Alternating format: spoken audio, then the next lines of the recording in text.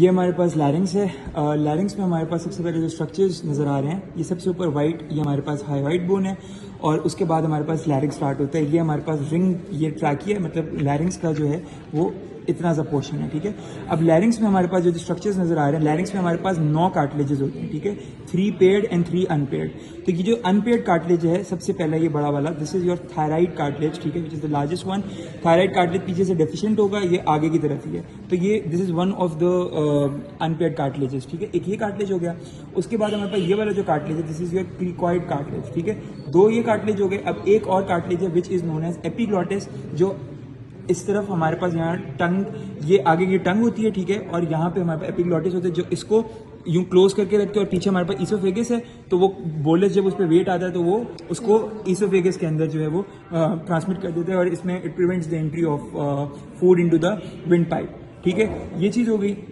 तो ये हमारे पास 3 पेयर्ड अनपेयर्ड कार्टिलेजेस हैं। अब जो 3 पेयर्ड कार्टिलेज हैं वो हमारे पास है, ये क्रिकॉइड कार्टिलेज का ही पार्ट है, सही है। अब ये जो ऊपर ये जो है cartilage, this is your arytenoid cartilage, ठीक है, ये वाला एरिटिनॉइड कार्टिलेज है, ठीक है।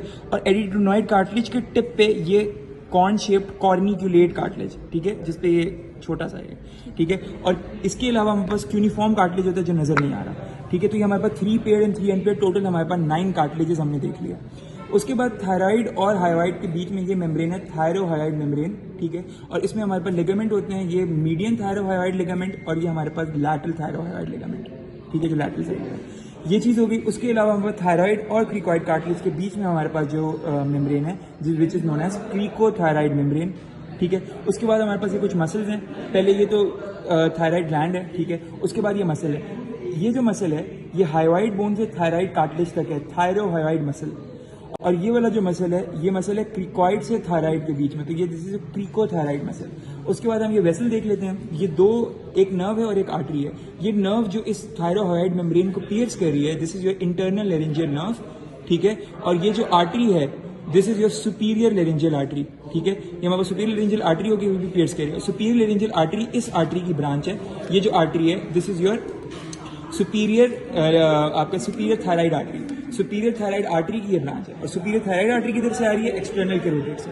एक्सटर्नल कैरोटिड से सुपीरियर थायराइड, सुपीरियर थायराइड से ये आ गई आपकी सुपीरियर लेरिंजियल, जो कि थायरोहाइड मेम्ब्रेन को पियर्स कर रही है। ये चीज़ होगी। उसके बाद हमारे पास पीछे ये वाली जो नर्व है, this is your recurrent laryngeal nerve, सही है। और ये हमारे पास लेरिंजियल इनलेट है। लेरिंजियल इनलेट की यहाँ साइड्स पे ये जो आपको नजर आ रहा है, this is your piriform fossa या स्मगलर्स फोसा, ठीक है। यहाँ पे मतलब स्मगलिंग के लिए लोग इसमें अपनी लाइक वैल्यूएबल चीज़ें, डायमंड्स वगैरह इसमें डाल के लेके जाते हैं, स्मगल करते हैं। तो ये चीज़ होगी। ये हमारे पास इनलेट। अच्छा, अब इनलेट से अगर हम देखें तो अंदर की तरफ हमें वोकल कॉर्ड्स नजर आती हैं। अब वोकल कॉर्ड्स कैसे बनती हैं वो देख लेते हैं। उसके लिए हमें ये खोलना पड़ेगा।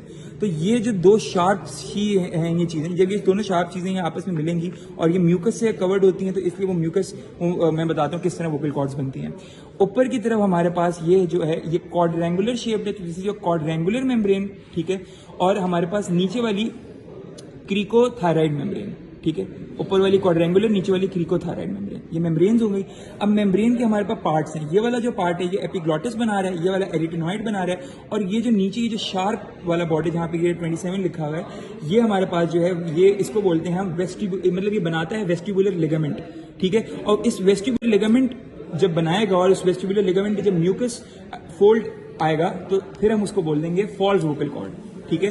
तो एक फॉल्स, ये दोनों आपस में यूं जुड़ जाएंगे, तो ये हमारे पास दोनों फॉल्स वोकल कॉर्ड, दोनों फॉल्स वोकल कॉर्ड्स के बीच में जो स्पेस बनेगी उसको हम बोलते हैं रीमा वेस्टिबुला, क्योंकि वेस्टिबुलर फोल्ड्स के बीच में रीमा वेस्टिबुला, ठीक है। और ये जो नीचे वाली है हमारे पास surface, this membrane is known as cricothyroid membrane. और क्रिकोथायराइड मेम्ब्रेन, जिसमें ऊपर वाला हमारा लिगामेंट बना रहा था वेस्टिबुलर लिगामेंट, नीचे वाला बनाएगा वोकल लिगामेंट। और वोकल लिगामेंट पे जब म्यूकस मेम्ब्रेन आएगी तो हम उसको बोल देंगे ट्रू वोकल कॉर्ड, ठीक है। और हमारे पास ट्रू वोकल कॉर्ड के बीच में जो स्पेस है, जिसमें ऊपर रीमा वेस्टिबुला थी, इस तरह नीचे हो गए रीमा एपिग्लॉटिक, ठीक है। तो ये हो गया।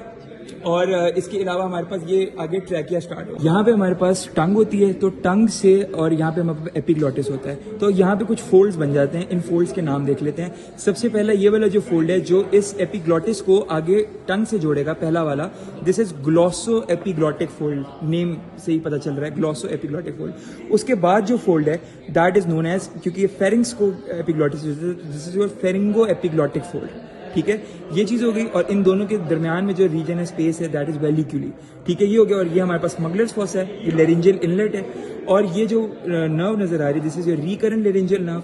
और यहाँ पे ये वाला जो मसल है, दिस इज़ योर क्रीको एरिटिनॉइड मसल या पोस्टीरियर क्रीको एरिटिनॉइड मसल। और ये वाला जो मसल है जो इधर ऐसे ट्रांसफर्स है और ये जो क्रॉस बना रहा है, this is your transverse arytenoid muscle. तो ये थी हमारे पास स्पॉटिंग ऑफ लैरिंक्स।